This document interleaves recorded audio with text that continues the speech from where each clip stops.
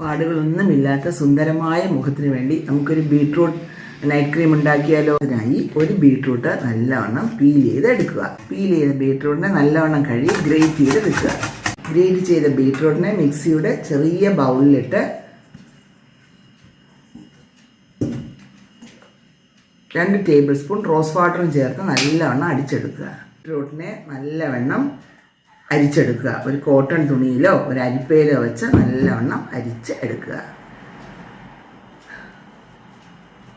നമ്മൾ ഈ അരിച്ചെടുത്ത ബീട്രൂട്ട് ജ്യൂസിൽ നിന്നും 2 ടീസ്പൂൺ ജ്യൂസ് നമ്മൾ എടുക്കുക. ഒപ്പം 1 സ്പൂൺ ഗ്ലിസറിൻ, ഒപ്പം 1 ടേബിൾ സ്പൂൺ അലോവേര ജെല്ലാണ്, പ്ലെയിൻ അലോവേര ജെല്ല്.